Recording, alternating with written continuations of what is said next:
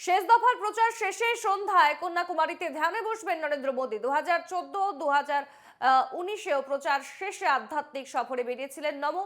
2014-এ প্রচার শেষে গিয়েছিলেন কেদারনাথ, 2019-এ গিয়েছিলেন মহারাষ্ট্রের প্রতাপগড় দুর্গে। এবার তার গন্তব্যে তামিলনাড়ুর কন্যাকুমারী।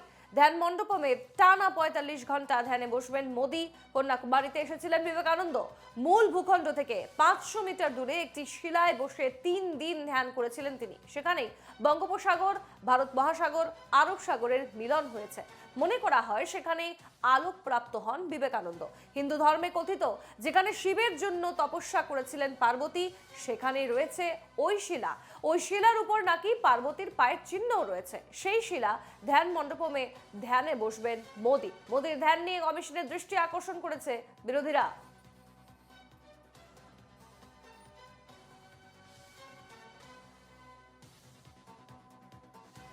শেষ দফার প্রচার শেষে আজ সন্ধ্যায় কন্যাকুমারীতে ধ্যানে বসতে চলেছেন প্রধানমন্ত্রী নরেন্দ্র মোদী। এর আগে 2014 এবং 2019 সালেও প্রচার শেষে আধ্যাত্মিক সফরে বেরিয়েছিলেন প্রধানমন্ত্রী নরেন্দ্র মোদী। 2014-এ প্রচার শেষ করে তিনি গিয়েছিলেন কেদারনাথ এবং 2019-এ তিনি গিয়েছিলেন মহারাষ্ট্রের প্রতাপগড় দুর্গে এবং এবার তার গন্তব্য তামিলনাড়ুর কন্যাকুমারী।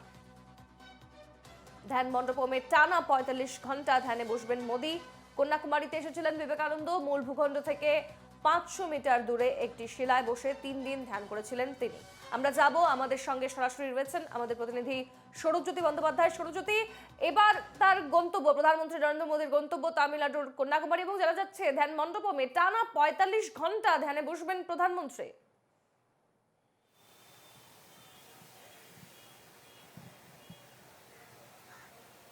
দেখো, 2019-এর লোকসভা নির্বাচনের সপ্তম দফার ভোট প্রচারের শেষে এভাবেই কিন্তু প্রধানমন্ত্রী মোদী তাকে ধ্যানমগ্ন হতে দেখা গিয়েছিল। সেক্ষেত্রে ছিল কেদারনাথ। তবে এবারে আজ থেকে, অর্থাৎ তুমি জানো যে আজকেই সপ্তম দফার নির্বাচনের আগে প্রচার পর্ব শেষ হওয়ার দিন এবং তিনি কিন্তু ধ্যানমগ্ন হবেন ভারতবর্ষের একেবারে দক্ষিণতম যে বিন্দু, অর্থাৎ কন্যাকুমারিকাতে বিবেকানন্দ সল্ট ধ্যান মণ্ডপম, যেটাকে নামকরণ করা হয়েছে, সেই ধ্যান মণ্ডপমেই কিন্তু আজ সন্ধ্যা থেকে তিনি ধ্যানমগ্ন হবেন এবং এই ধ্যান পর্ব চলবে আগামী ১ তারিখ পর্যন্ত, অর্থাৎ প্রায় ৪৫ মিনিট কিন্তু মোদী তিনি ধ্যানমগ্ন হবেন। এর নেপথ্যে কিন্তু অনেক ক্ষেত্রেই রাজনীতিকরা অনেক কারণকে স্থির করিয়েছেন। যেমন তুমি দেখেছো যে ইতিমধ্যেই তার ধ্যানমগ্ন হওয়ার লাইভ সম্প্রচারকে নিয়ে আপত্তি তোলা হয়েছে দেশের অন্যতম যে বিরোধী দলগুলি তাদের অন্তরে। ইতিমধ্যেই বাম, কংগ্রেস তারা সম্মিলিতভাবে টিভি চ্যানেলগুলিকে তারা আবেদন করছেন যাতে করে মোদীর এই ধ্যানমগ্ন হওয়ার দৃশ্য সেটা কোনোভাবেই সেটা লাইভ সম্প্রচার না করা হয়। সেক্ষেত্রে তারা কিন্তু বারবার বলছেন যে নরেন্দ্র মোদী দেশের প্রধানমন্ত্রী, তিনি ধ্যানমগ্ন হয়ে ভোট প্রভাবিত করবার চেষ্টা করবেন। কিন্তু 2019 সালের লোকসভা নির্বাচনে প্রথমবার প্রধানমন্ত্রী মোদীকে দেখা গিয়েছিল তিনি কেদারনাথের একটি গুহাতে ধ্যানমগ্ন হয়েছিলেন। একেবারে গেরুয়া বসন পরে ধ্যানমগ্ন হয়ে যেভাবে সন্ন্যাসীরা তারা ধ্যান করেন, ধ্যানমগ্ন হন, সেক্ষেত্রেও কিন্তু এইরকমই তিনি ধ্যান করেছিলেন। এবারে 2024 যেখানে বারবার কেন্দ্রের শাসক দল বিজেপির তরফ থেকে বলা হচ্ছে যে 400 পার করবে বিজেপি এবং সেই লক্ষ্যেই নরেন্দ্র মোদী থেকে শুরু করে অমিত শাহ, এমনকি জগৎ প্রকাশ নাড্ডারা তারা দেশের বিভিন্ন রাজ্যে প্রচারে ঝড় তুলছেন।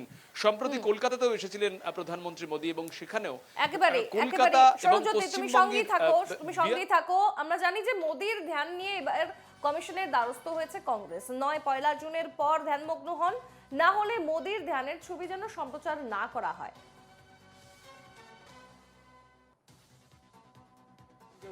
हमने 2 बड़े सरल बिंदु रखे हैं चुनाव आयोग के सामने।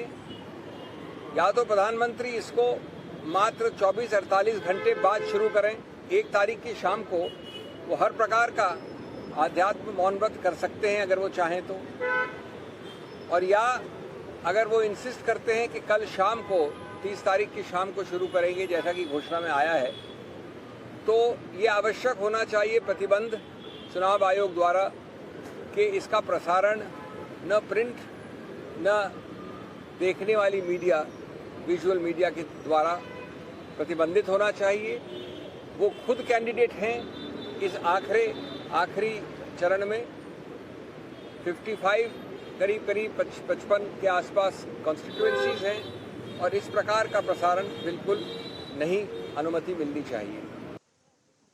এদিকে মোদীকে ধ্যান নিয়ে খোঁচা দিয়েছেন মুখ্যমন্ত্রী মমতা বন্দ্যোপাধ্যায়। শেষ দফা নির্বাচনের প্রচার শেষ হচ্ছে বৃহস্পতিবার 30 মে থেকে 1 জুন কন্যাকুমারীতে ধ্যানে বসবেন নমো। তৃণমূল নেত্রী জানিয়েছেন ক্যামেরার সামনে ধ্যান নিয়ে কমিশনের দ্বারস্থ হবেন তিনি। কি বলেছেন মমতা, শোনাবো। পুজো বদল শরীরে করতে হয় নাকি সমুদ্রের হাওয়াকে অক্সিজেন দেবে আর 48 ঘন্টা প্রচার চলবে? ইলেকশনের পরে তো প্রচার চলতে পারে না। 30 তারিখে সন্ধ্যে ছটার পরে আমরা ওই ব্যাপারে কমপ্লেন করবো। উনি ধ্যান করতে পারে কিন্তু টিভি দেখাতে পারে না। টিভি দেখাতে পারে না তার কারণ এটা model code of conduct violate হবে। आते हैं तो हर नेता अपने এদিকে প্রধানমন্ত্রীর পাশে বসে ধ্যান করলে ভারত মাতার দর্শনও পেতে পারেন মমতা। প্রধানমন্ত্রীর কর্মসূচিতে আপত্তি থাকলে আদালতে মামলা করতে পারেন তৃণমূল নেত্রী। মুখ্যমন্ত্রীকে পাল্টা কটাক্ষ করেছেন বিজেপি মুখপাত্র সমীর ভট্টাচার্য। কি বলেছেন তিনি, শুনুন। দেখুন, দেবতার দর্শন পাওয়ার জন্য ওখানে ধ্যান করছেন। মুখ্যমন্ত্রী ক্যামেরা বন্ধ করে একবার ওনার সামনে গিয়ে দর্শনটা নিজেই দিয়ে আসুন না। ওনার মধ্যেই যদি নরেন্দ্র মোদী ভারত মাতাকে খুঁজে পান, উনি তো নিজেকে সেই স্তরেই নিয়ে গেছেন। ওনার দলের নেতাই বলেছে সারদা দেবীর পুনর্জন্ম হয়েছে কালীঘাটে, উনিও চলে যেতে পারেন ওখানে। না, মুখ্যমন্ত্রী মামলা করুন না, ক্যামেরা বন্ধ করে নিন না, উনিও পাশে গিয়ে ধ্যানে বসে পড়ুন না, অসুবিধা তো কিছু নেই। ভারত মাতার যাকে ইচ্ছা হবে প্রথম দর্শন দিয়ে দেবেন তাকে। ওনার যা প্রতিভা, মানে ধ্যানে উনি নরেন্দ্র মোদীর থেকে এগিয়ে যাবেন এবং এসে বলেও দিতে পারবেন যে ভারত মাতা কিভাবে চুল আছড়া ছিল সেটাও হয়তো উনি দেখেছেন। আমরা আবারও যাব সরাসরি আমাদের প্রতিনিধি সৌরজ্যোতির কাছে। সৌরজ্যোতি, তুমি যেমনটা বলছিলে যে মোদীর ধ্যান নিয়ে এবার কমিশনের দ্বারস্থ হচ্ছে কংগ্রেস, তার পাশাপাশি তৃণমূলও। এদিকে পাল্টা বিজেপির থেকেও এবার কটাক্ষ ছুড়ে দেওয়া হয়েছে এবং তুমি যে বিষয়টা নিয়ে বলছিলে যে রীতিমতো তারা দাবি করছে, বিরোধীরা দাবি করছে যেন মোদীর এই ধ্যানমগ্নের ছবি সরাসরি কোনো টিভি চ্যানেলে সম্প্রচার করা না হয়।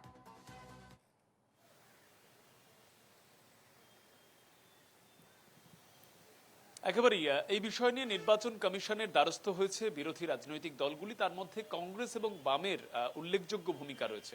তুমি জানো যে 2019 সালেও কিন্তু সেই একই রকমের ঘটনার অবতারণা হয়েছিল। তার কারণ সপ্তম দফার নির্বাচনের অন্তিম প্রচারের পরেই প্রধানমন্ত্রী মোদী তিনি কেদারনাথের একটি গুহাতে ধ্যানমগ্ন হয়েছিলেন এবং স্বভাবতই তার ধ্যানমগ্ন হওয়া সেটাকে কিন্তু একেবারে হিন্দুত্বের প্রচার হিসাবে কেন্দ্রীয় বিরোধী দলগুলি তারা সামনে এনেছিলেন এবং এক্ষেত্রেও কিন্তু নির্বাচন কমিশনের দ্বারস্থ হয়েছিলেন তারা। তবে পরবর্তীতে তাদের সেই আবেদন কিন্তু ধোপে টেকেনি।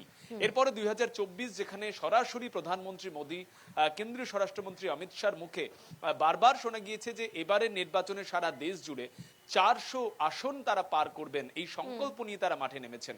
ঠিক সেই জায়গায় প্রধানমন্ত্রী সপ্তম দফার নির্বাচনের আগে প্রচারের অন্তিম দিন আজ 30 তারিখ এবং 30 তারিখ সন্ধ্যা থেকেই বিবেকানন্দ রক, একেবারে ভারতবর্ষের দক্ষিণতম বিন্দু, যে রকে অর্থাৎ যে শিলায় বসে স্বামী বিবেকানন্দ তিনি কন্যাকুমারীর একেবারে 3টি সাগর যেখানে মিলিত হচ্ছে, একদিকে ভারত মহাসাগর, অন্যদিকে আরব সাগর এবং তার সঙ্গে বঙ্গোপসাগর, ঠিক সেই জায়গায় একেবারে দক্ষিণতম বিন্দুতে তিনি ধ্যানমগ্ন হবেন। সেক্ষেত্রে এটার নেপথ্যে তার রাজনৈতিক অভিসন্ধি রয়েছে, সারা দেশ জুড়ে হিন্দুত্বের প্রচার করবেন, নির্বাচনের যে প্রচার বিধি রয়েছে সেই প্রচার বিধিগুলিকে ভঙ্গ করে।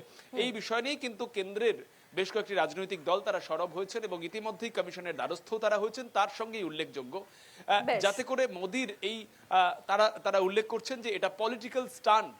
একেবারে অর্থাৎ আজ সন্ধ্যে এদিকে সবারই নজর থাকবে। আপাতত তোমাকে ধন্যবাদ জানাচ্ছি সৌরজ্যোতি।